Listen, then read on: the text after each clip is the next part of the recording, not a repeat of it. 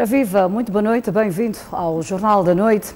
O Presidente da República desafia as empresas petrolíferas que operam na bacia do Rovuma a desenvolverem as suas atividades olhando para o desenvolvimento do país. O Presidente da República deixou esta orientação na reunião de alto nível com as petrolíferas de Palma, em Cabo Delgado. A reunião de alto nível com as petrolíferas que operam na bacia do Rovuma esteve inserida no âmbito da visita do Presidente da República a Cabo Delgado. Neste encontro, Filipe Nunes explicou ser do interesse do Governo que a indústria de gás possa financiar o desenvolvimento do país. A nossa agenda nacional, todos sabem, é de desenvolver Moçambique para um desenvolvimento econômico sustentável, mas inclusivo. É interesse deste governo tudo fazer para que o negócio de gás, também a indústria de gás, possa financiar o desenvolvimento de Moçambique. E as nossas prioridades vão para a primeira, que é a agricultura, depois o turismo, as infraestruturas, a energia, e eu acredito que com o gás nós poderemos financiar com muita possibilidade a própria agricultura, uma atividade fundamental para Moçambique, as infraestruturas e a energia. O Presidente da República observou igualmente como fundamental o gás doméstico, tendo apelado para que hajam estratégias claras sobre este produto.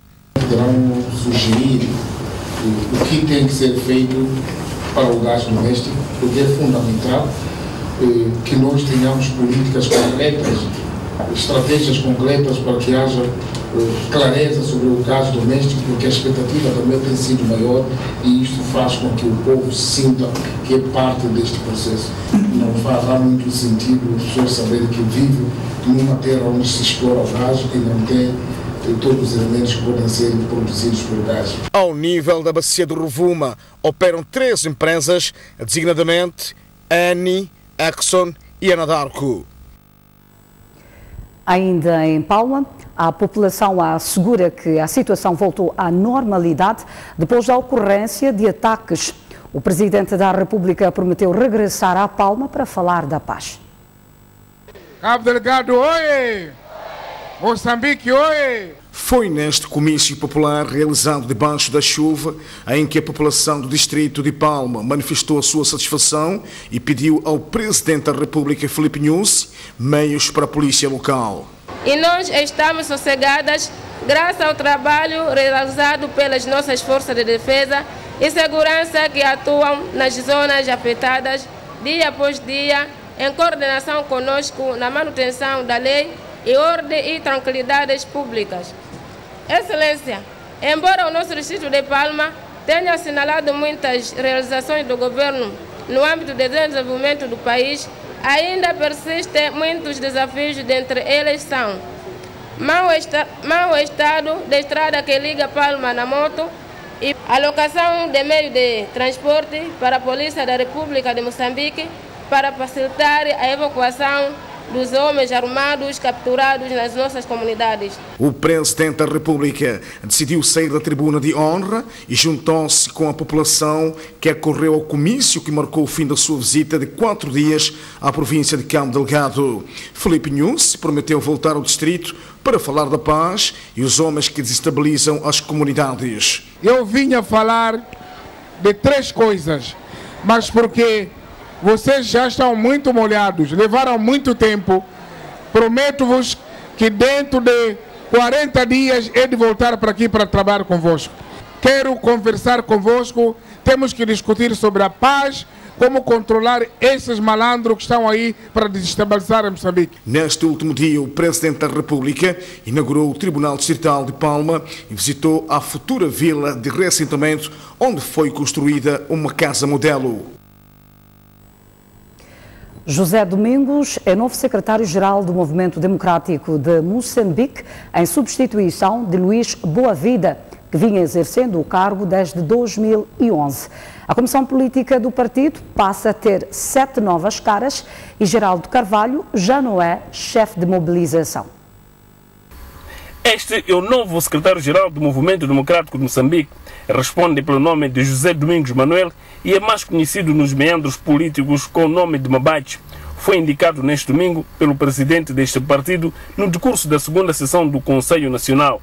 É grande desafio, como sabem que estamos num momento de pleitos eleitorais que se aproximam, que se avizinham. Este é o primeiro desafio que temos.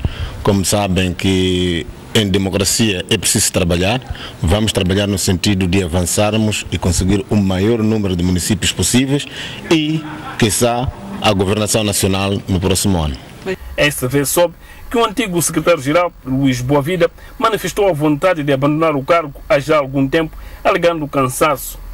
Sendo um ser humano, é normal que o MDM já tem muitos quadros, é um partido já bastante grande a nível nacional. Justifica-se que, de facto, o secretariado conheça novas figuras, novas pessoas e também que assumam esse desafio. Portanto, foi uma situação consensual. Este Conselho Nacional do Movimento Democrático de Moçambique renovou a comissão política. Dos 11 membros, apenas 4 renovaram o mandato. Dos 7 novos, destaque vão para as entradas de Luís Boavida e Carlos Said. Este último foi candidato derrotado na eleição intercalar de Nampula. Outro destaque nesta reunião vai para a nomeação de Juma Rafim, da província de Cabo Delgado, para o cargo de chefe do Departamento de Mobilização e Propaganda, que substituiu Gerardo Carvalho, um dos membros fundadores do Movimento Democrático de Moçambique, que neste momento não ocupa nenhum cargo no seio do partido. Ainda hoje, o presidente do MDM, Davi Simango, recomendou às novas estruturas do seu partido a serem promotoras das boas ações políticas, por forma a tornar o país verdadeiramente democrático. O MDM, enquanto partido político de centro-direita, no contexto moçambicano, deve ser a chave para a democracia e o desenvolvimento, do empoderamento, do engajamento do cidadão e da sociedade civil, da participação política das mulheres e da nossa juventude. Davi Simango, que falava na semana de encerramento do 2º Conselho Nacional do Movimento Democrático de Moçambique, que decorreu neste fim de semana na Beira, exortou ainda aos seus membros a colocarem a disciplina partidária em primeiro plano. Não se pode tolerar brincadeiras. Temos que ter convicções firmes e sermos fortes.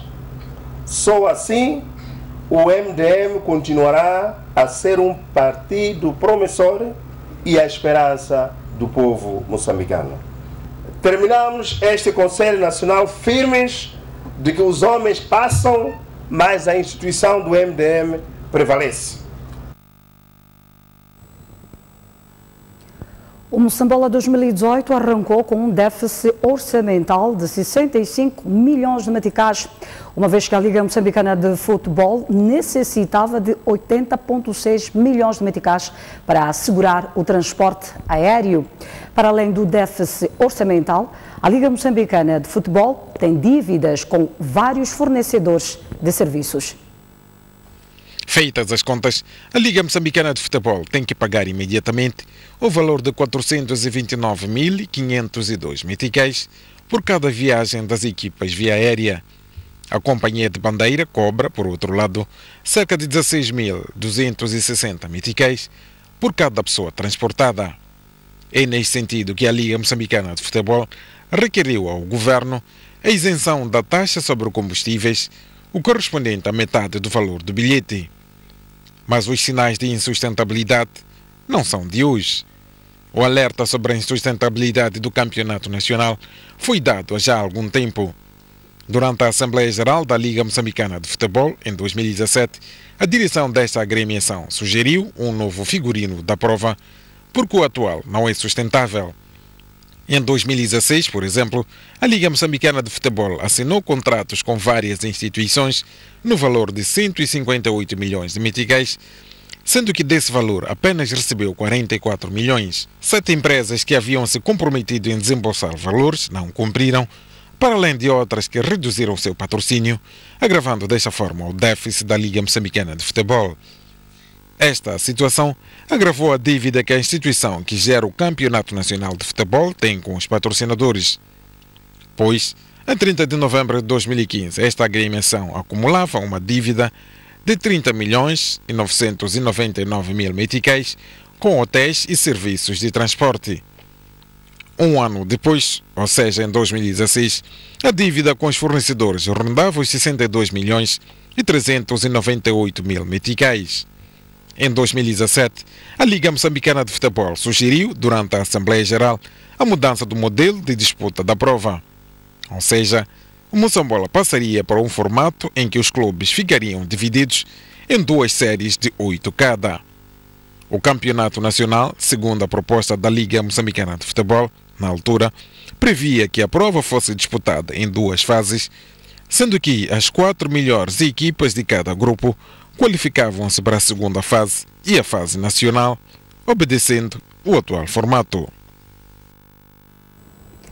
O 1º de Maio de Quelimane empatou a 1 bola diante do Ferroviário da Beira. Foi um jogo equilibrado, mas João Chissano contestou o trabalho da arbitragem dirigido por António Hamilton. Aos 10 minutos da partida, Tomás faz o cruzamento à baliza do 1º de Maio de Quelimane, que, na tentativa de aliviar o defesa Sane, faz o autogolo, colocando assim os locomotivas de Chivef em vantagem. Já no final da primeira parte, nesta jogada, Nhama é tocado dentro da grande área e o árbitro da partida assinala penalti. O penalti foi duramente contestado pelos jogadores do Ferroviário da Beira, até porque o técnico João Chissano entrou no campo como forma de contestar o trabalho de António Hamilton. Chamado a cobrar, Nacito faz o empate.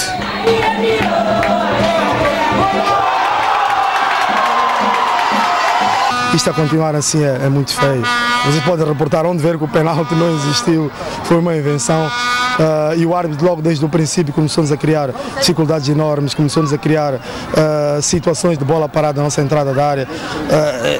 Enfim, agora percebo porque é que alguns colegas perante as câmaras de televisão se demitem e largam o futebol e tecem impropérios que não ficam bem ao futebol. As duas equipas passaram a jogar mais aguerridas para fazer o gol de vitória.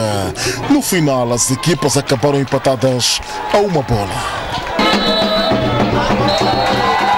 A minha rapaziada não se comportou bem nos primeiros minutos. Cometemos 2 falhas seguidas, 2 faltas perto da nossa área e falta de comunicação e sofremos o gol. Fomos atrás do prejuízo, aos 20 minutos conseguimos empatar. Isto é descabido. Se alguém é capaz de cometer uma atrocidade no futebol perante enormes figuras da província da Zambésia, imagine se não tivessem aqui o governador e as outras figuras, porque isto está a começar a ser demais. Isto começa-nos a fartar. João Chissano insatisfeito com o trabalho de arbitragem. É momento para uma curta pausa, mas antes a previsão do estado de tempo para as próximas 24 horas. Começamos mesmo pela zona sul. Maputo poderá registrar uma temperatura máxima de 30 graus e uma mínima de 20. Para Seixais espera-se uma temperatura máxima de 27 graus e uma mínima de 19. Para Inhambane espera-se uma temperatura máxima de 29 graus e uma mínima de 21. Já para a zona centro do país, Beira poderá registrar uma temperatura máxima de 29 graus e uma mínima de 23. Para Chimoio espera-se uma temperatura máxima de 25 graus e uma mínima de 16. Tete poderá atingir uma temperatura máxima de 31 graus e uma mínima de 23. Para Quelimane espera-se uma temperatura máxima de 28 graus e uma mínima de 23. Já para a zona norte do país, Nampula poderá registrar uma temperatura máxima de 29 graus e uma mínima de 22. Pemba com 30 graus de máxima, 24 de mínima. Lexinga, 24 graus de máxima, 15 de mínima. Aguarde por si. Até já.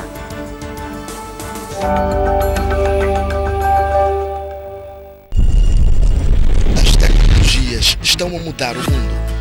Se o Moçambique quer ser um país que participa e compete com as outras nações, precisa de ter uma capacidade de acesso igual àquela que tem os outros países com os quais compete. Então nós precisamos de rapidamente expandir a banda larga, em particular, para os outros países. Mas quanto mais acesso nós temos, vem o problema da cibersegurança. uma vez que Moçambique é um dos países que está em via de desenvolvimento, eu acredito que as tecnologias são uma das vias que Moçambique tem para crescer. Liga-te à 5ª edição da Mostec nos dias 9, 10 e 11 de maio e vamos todos contribuir para a construção de uma sociedade de conhecimento hiperconectada. Junte-se a nós. Mostec, uma ponte para o futuro.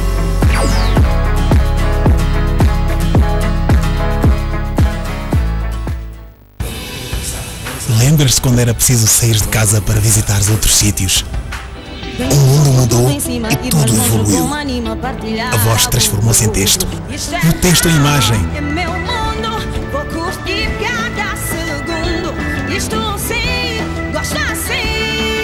O dinheiro ganhou novas formas. Tudo isto já foi coisa do futuro, assim como os hologramas.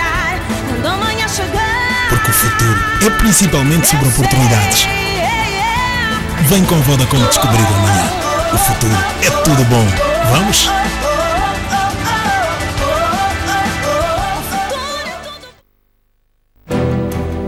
Há 4 anos que somos o rosto da comunicação em Moçambique. 4 anos de uma história de sucesso e de liderança nas notícias de um canal de liberdade. Muda-se o mundo, mas o nosso foco mantém-se. Planejamos o país para trazer o melhor da informação. Somos uma televisão de debate aberto, do contraditório, de todas as partes. 4 anos trazendo-lhe o melhor da informação. Todos os factos na análise, no comentário. Com o mesmo compromisso de sempre, todos os dias fazemos o futuro. Hoje, como sempre, esteja onde estiver. 4 anos do seu olhar e da sua vida. Numa caminhada conjunta, sempre nova, sempre diferente. Onde quer que estejamos, estamos consigo. Vale a pena trabalhar para si. Somos os seus olhos no mundo, 24 horas por dia, em direto e em português. Tem acesso ao aplicativo STV Play através de telemóvel, tablet ou computador. No seu dispositivo móvel, aceda à sua App Store ou a Play Store, pesquise por STV Play e baixe a aplicação. Abra a aplicação e registre-se seguindo as instruções. Veja os vídeos mais recentes.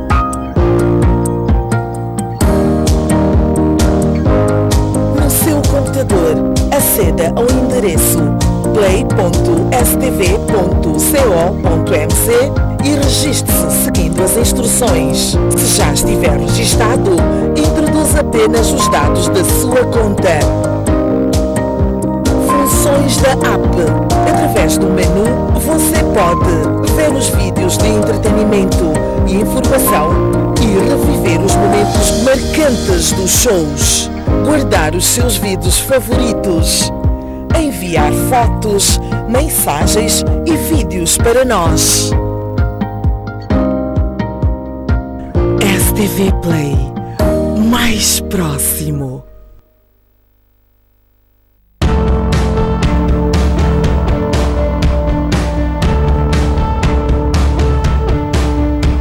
De segunda a sexta-feira, das 6 às 10, você acompanha notícias frescas. As primeiras notícias do dia são aqui no Telediário.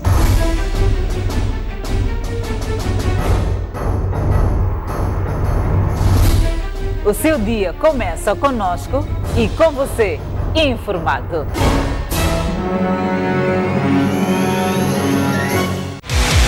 As emoções de Moçambola estão de volta à STV. Viva todos os momentos do maior campeonato de futebol do país. Veja as suas estrelas favoritas a brilharem. De março a novembro, 16 equipas de todo o país desfilam aqui na STV Notícias.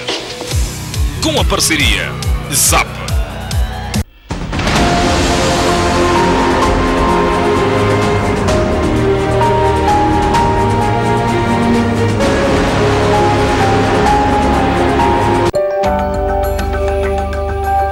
Seguimos agora com a atualidade internacional. Mais de 200 mil refugiados deverão chegar à Uganda este ano, fugindo das condições desumanas na República Democrática do Congo.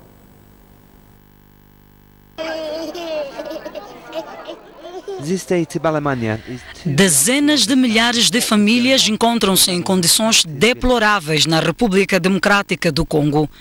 De acordo com a Agência dos Refugiados da ONU, espera-se que mais de 200 mil congoleses abandonem o seu país para a Uganda devido à violência entre etnias, bem como à crise política causada pela recusa do presidente Joseph Kabila em sair do poder.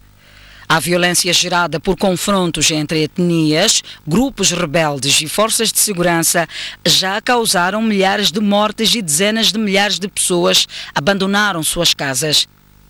Maeve Grace, menina de 11 anos de idade, é uma das vítimas de um terror indescritível e conta ter visto homens com machados a abrir o ventre da sua mãe grávida, de onde retiraram o bebê que de seguida o mataram. Maeve Grace lembra que desmaiou de tanto terror e quando despertou achava-se à volta dos corpos e a sua mão esquerda tinha sido amputada. Com a mãe e seus 3 irmãos mortos, Maeve Grace ficou apenas com o pai e seu irmão de 12 anos, que apresenta uma cicatriz de violência no rosto. Seu pai perdeu toda a esperança de uma vida tranquila. As Nações Unidas pedem 2,2 bilhões de dólares para ajudar urgentemente milhares de famílias congolesas.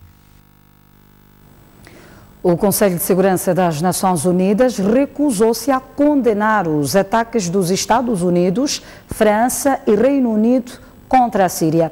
O secretário-geral da ONU, António Guterres, diz estar decepcionado com a falta de estratégia efetiva do Conselho de Segurança.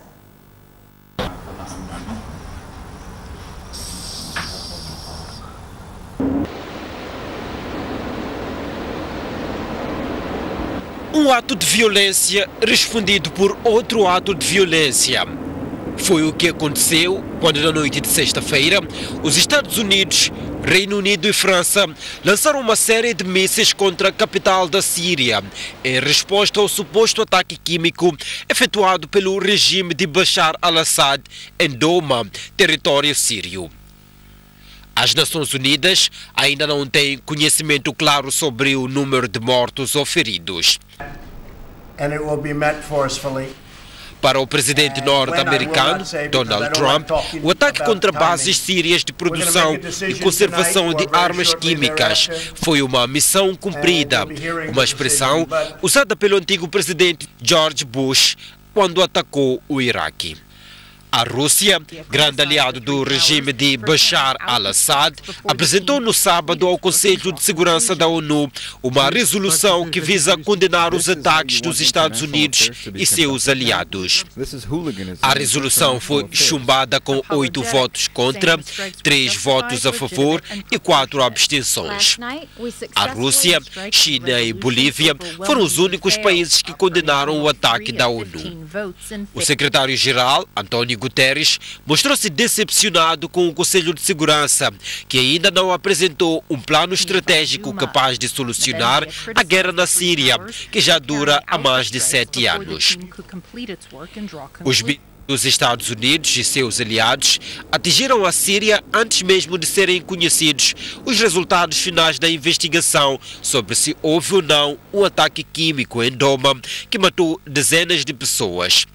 Trump reiterou que voltaria a atacar caso o regime de al-Assad volte a usar armas químicas. Mesmo julgado e preso, o antigo presidente do Brasil continua a liderar as sondagens para as eleições presidenciais de outubro.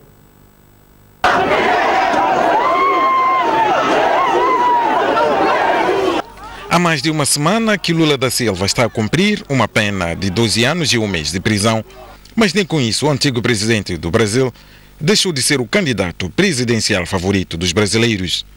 As sondagens feitas pela Datafolha no dia 11 e 13 de abril mostram que Lula desceu dos 37% dos votos intencionais para 31%, mas mesmo assim continua a liderar a lista dos candidatos preferidos.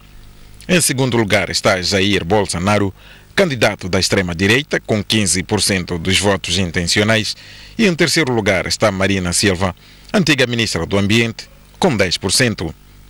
Caso o presidente brasileiro Michel Temer quiser candidatar-se, poderá contar com 2% dos votos intencionais.